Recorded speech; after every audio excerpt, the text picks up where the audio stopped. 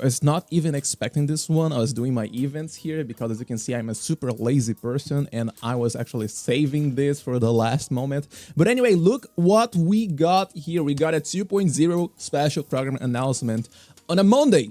On a Monday, out of all days. If you don't know, Zenless Zero usually drop the special program announcement on a Wednesday, and this time they decided to drop a Monday. And you know what? This is making me go super crazy. They could start doing the same schedule as drip marketing for Honkai Star Rail, for example, which means they announce on a Monday, and then during the week before the special program, they start to release the drip marketing of the upcoming characters on the next version.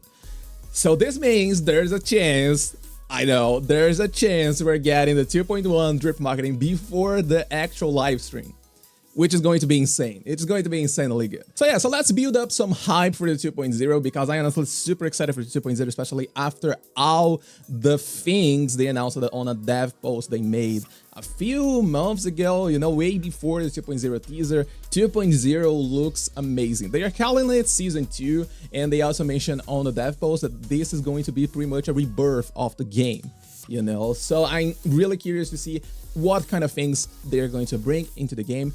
So here I'm going to say some of the things I'm expecting to see, or at least things that I really want them to add in the game during the course of the 2.x version, you know, for the Season 2 of the game. But before we begin, let's take a look at this. Take a look at how amazing this art for the 2.0 is. And I know where you're looking out this time. I know where you're looking. Stop looking, okay? Yishuan is temporary. Your account is not.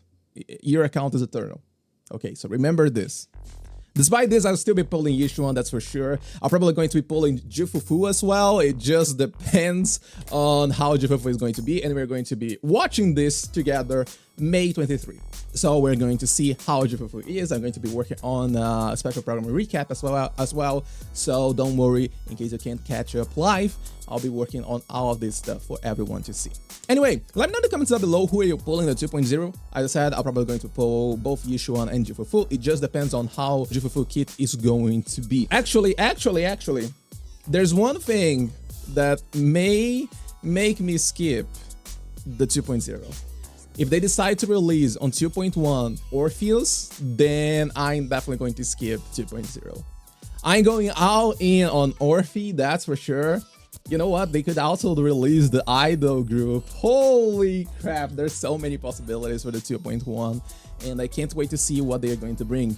Really excited with this announcement here on Monday because I'm pretty sure they're going to shift the schedule and start to do exactly as they do with Honkai Star Rail, which is going to be amazing. Really good stuff. Anyway, talking about things that I really want to see on the game right now. The very first thing that I really want, and I always ask for it every single time that I do a live stream, every single time that I make a video with Combat Showcase, I mean, not every single time, but you get the idea, is about loadouts.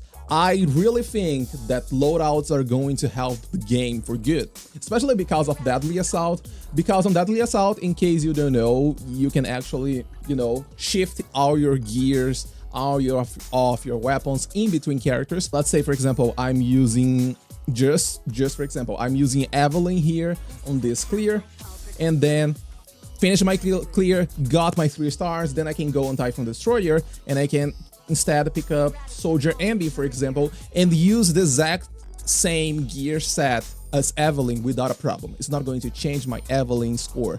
So weapon loadouts would make my life, everyone's life 10 times easier, because it's so good for you to have a specific loadout and then just slot everything that you need, and there you go, you're good to go. You can spend more time battling enemies, having fun with the fights, instead of just picking up all your discs in between tons of trash discs. That's one of the things that I really want to see in the Zenless Zero 2.0, at least in the future of Zenless Zero. Another thing that I really I hope they can do this is about changing a little bit of the UI, you know, because I don't have a Hormone Punk set actually. Okay, so I'm just going to slot some random discs here. There you go. So let's say, for example, you're playing Hormone Punk or any other disc set you want to play, you know. I think that overall, the UI of Zenless Zero, it lacks information for the player. You know, Hormone Punk has a buff uptime, and it feels so sad, you know, to have to manually count inside of your mind all of this stuff.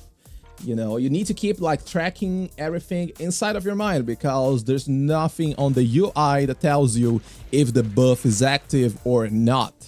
You know, I could swap to Yanagi, and okay, let's say Hormone Punk is on cooldown or not. I don't know. That's the thing. I have no idea if I can swap to Lucy right now and get Hormone Punk buff or not, because there's not a single indicator here if I'm getting the buff or not.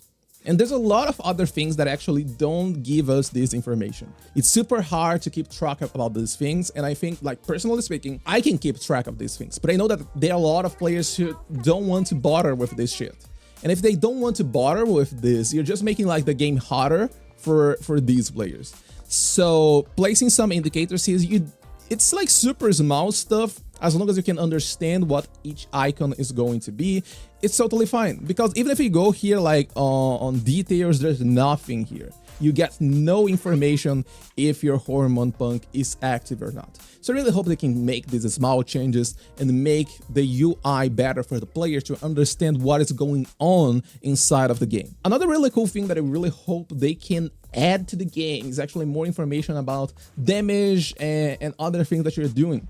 Like, I know that, for example, I can just turn on the damage numbers on the screen and see how my damage is going here. But on the course of a huge combo, for example, which combo is giving me the highest damage potential and what's the duration of the combo? I don't have access to this information, and I think that for a training modes feature, this would be amazing. I might be thinking way too deep into the fighting game style of training rooms, but I personally think that this will be a really good addition to the game, you know, because it kind of pushes the idea of you understanding the maximum potential of your combos, you having a proper space for you to train your combos and everything that you want to do inside of the game. Instead of having to pop up Deadly Assault just because Dullahan, I don't know how much defense it has. I don't know how much defense or HP Guardian Mark II has, and things like this. You know, I can't even summon like all the game enemies here, so I really hope they can make some changes on the VR training on the course of the 2.x version. It would be amazing. And the really important thing that I'm really excited to see is like some early form or at least early showcase of what they are working on when it comes to the character optimization that they mentioned on this dev talk. In case you didn't watch this one, I'm going to be leaving the link in a pinned comment down below so you can watch this one later. So I'm going to be playing this specific part for you so you can understand where I'm coming from. It has put in quite a bit of effort to ensure characters are relatively future-proof and have long-term value. Showcasing a character's charm isn't just about mindlessly beefing up their stats, while maintaining each character's unique traits. We will strategically enhance their unique traits, rather than just simply boosting their damage output. For example, we'll supplement or even rework certain skills and their effects. Okay, so this is all you need to know. I am super excited to see what they're going to cook. And I'm saying this from the perspective of the fact that Ellen overall doesn't feel that good to play anymore. You know, yes, you can still, I'm not saying that you can't clear like endgame content with Ellen, but there was a clear shift on the direction of the game. Like early characters overall, but most specifically Ellen, they got like super heavy hit. Some players still think that this is all because of Miyabi, huge power level. Yes, Miyabi is super strong, but I don't feel that the only issue here is about dealing damage itself. It's not about the numbers itself. They even said it right here. It's not only about boosting the damage numbers. It's about changing how the character feels, how the gameplay feels, while maintaining the core, the essence of the character. And I really want to see how they're going to approach this because, for example, on Hollow Zero, we get a lot of cool features on Hollow Zero that actually change how some characters are played. You know, in case you never went to Hollow Zero, they have, I think I can showcase here. I'm not so sure. Yes, this one. They have a lot of gears that change how some characters' abilities are going to work inside of Hollow Zero. You can see that I don't play Hollow Zero that much just because my research log is like this. I just do for my weeklies, yes, but I am super curious, like genuinely curious, because these are some good examples of things they can do to make the character feel still viable, you know? So I don't know if they are going to just add some of these things into the character's kit, or I don't know, I have no idea, and that's exactly why I am super excited to see what they are going to do with this early character buffs adjustments that they are promising here. Because I completely agree that pulling a unit just to see it being butchered like 1 year later, or even less than 1 year, is insane. Okay, so I really hope to see some good things coming up from the dev team and how they are going to approach and make these adjustments to the character. I don't know, like I've seen some comments, people saying that they are expecting to get an S rank selector. I don't know. I know a lot of players, for example, who's still playing Hugo without Lycan, for example, and we all know how bad Hugo feels without his partner. Also without Lighter as well, because, well, Hugo is pretty much meant to be a full husbando team. I know that some players are probably still waiting for an S-rank selector just to grab this Lycan, but I don't know if it's going to happen. It will be good. I don't think it's going to break the game or anything. A standard S-rank selector sounds good. It would be something that definitely would spark up a little bit of the community and make sure that you're going to get at least a good S-rank unit. Because let's be honest, for example, you got Nekomata from your first S-rank, which was my case, for example. You decided to play around her, you always feel that you're struggling, but it's not because you suck at the game. It's actually because Nekomata sucks. I know you get like a lot of power, especially from Mindscape 1 and things like this, but you know, an S rank is not going to hurt anyone. So maybe, yes, an S rank selector will be quite good for the first anniversary or 2.0 in general. Changing a little bit of the topic and forgetting about characters overall, talking about the game experience, I can't wait to see what they did with this change on the map experience. Because, for example, they said here that they integrated the residential areas with combat zones at the system level, and I'm really curious to see, like, is Zenless Zone 0 going to be like an open world right now? Is that what they are going to be?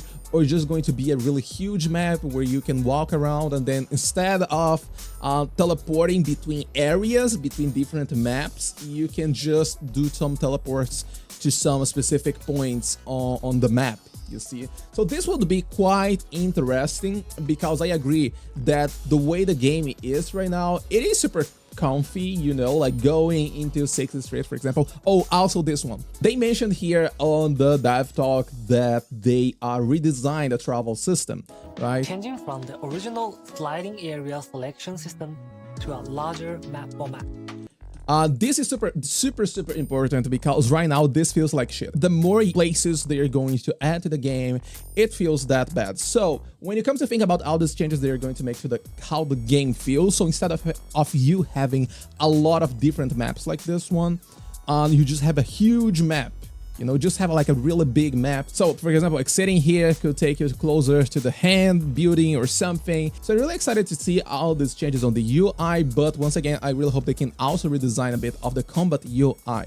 And of course, when it comes to the story, I am super excited to see how things are going to change as well in the 2.0, because there was a bit of a change after the 1.4 all the way to the story that we are right now on the 1.7. You probably saw some players complaining about the fact that we are kind of ditching out the HDD system and also Eous as well. I am not a lore expert by any means. I don't think they are going to completely ditch out the HDD system.